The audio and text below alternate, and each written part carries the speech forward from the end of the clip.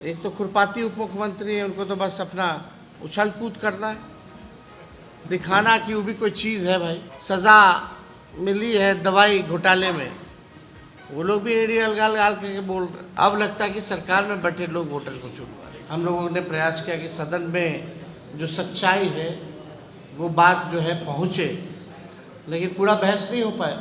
तो उम्मीद है कि कल जब बहस होगी तो इसको हम लोग जो है रखेंगे। साथ ही साथ सुप्रीम कोर्ट में जो डेट पड़ेगा तो इन सारी चीज़ों को हम लोग रखेंगे।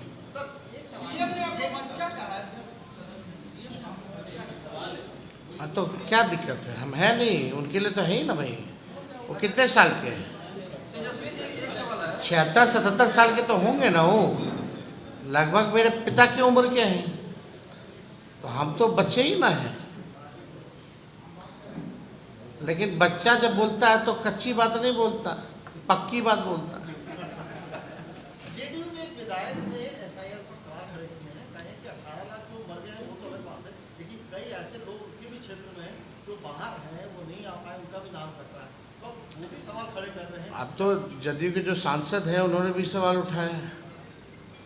कई लोग भाजपा में भी जो लोग हैं वो लोग भी पीड़ित हैं, लेकिन वो बोल नहीं पा रहे। तो ये तो सच्चाई है ही कि भाई आपने आखिर पूरा प्रोसेस कैसे किया। केवल टारगेट पूरा करने के लिए आपने कोई 2 फॉर्म देना होता है, आपने एक ही फॉर्म दिया, वो भी रिसिप्ट जो होता है कुछ नहीं मिला लोगों को। कल को वो फाड़ के फेंक दे तो कोई सबूत ही नहीं रहेगा। और कई जगह तो लोग BLOs गए ही नहीं है, खुद ही अपना अपलोड कर दिया गया है। तो कई उदाहरण, कई सबूत हम लोगों ने दिखा। दुकान में बिक रहा है, देवघर में जलेबी लोग खा रहा है, कूड़ेदान में फेंका हुआ, पटना की सड़कों पे, फ्लाईओवर्स पे, गांधी मैदान में फेंका हुआ है फॉर्म। तो ये तो सच्चाई है।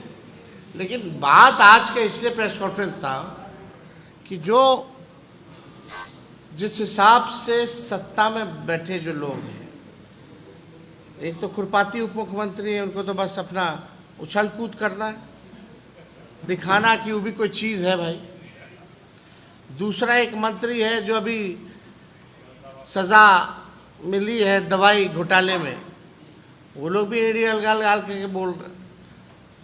मतलब ऐसा हम लोगों ने नहीं देखा।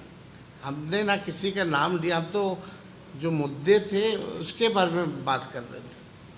लेकिन इस तरह का विषय इतना गंभीर विषय है और ये साफ दिख रहा था कि सत्ता में बैठे लोगों को कोई गंभीरता से नहीं ले रहा है। तो ऐसा प्रतीत हो रहा था कि कहीं ना कहीं साजिश है। भाई सत्ता में बैठे लोग और इलेक्शन कमीशन हाथ मिलाए हुए हैं। और हमने आपको शुरू में ही कहा, पहले वोटर सरकार को चुनती थी, अब लगता है कि सरकार में बैठे लोग वोटर को चुन रहे हैं।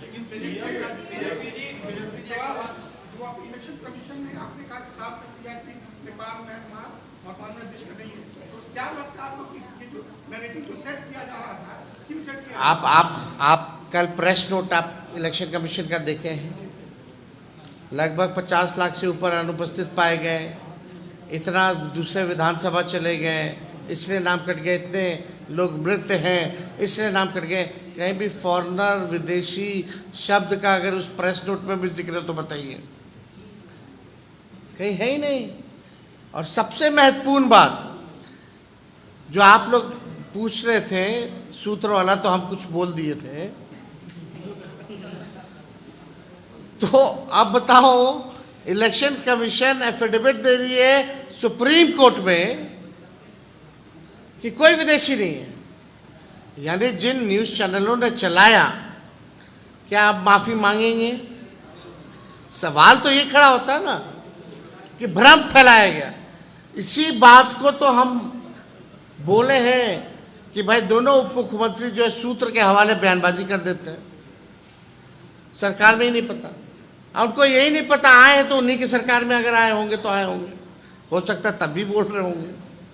तो ये बात तो स्पष्ट हो गई कि ऐसी कोई बात है ही नहीं।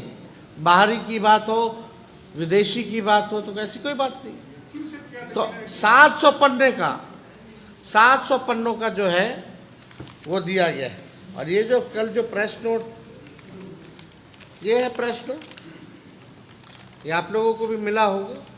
जो इलेक्शन कमीशन जो है SIR परीक्षण में अभी तक उजागर हुए तथ्य, इस तथ्य में कहीं विदेशी का जिक्र है तो बता दो।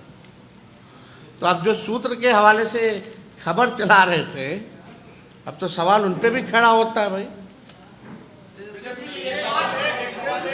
चुनाव आयोग FIR करा रहा है और दूसरी तरफ धनखड़ जी के इस्तीफे के बाद उपराष्ट्रपति की चुनाव की प्रक्रिया शुरू कर दी गई है। दो एक्सरसाइज एक साथ, क्या कहेंगे? दो एक्सरसाइज एक साथ कर रहा है चुनाव आयोग। देखिए, अब धनखड़ जी का इशू कुछ और है।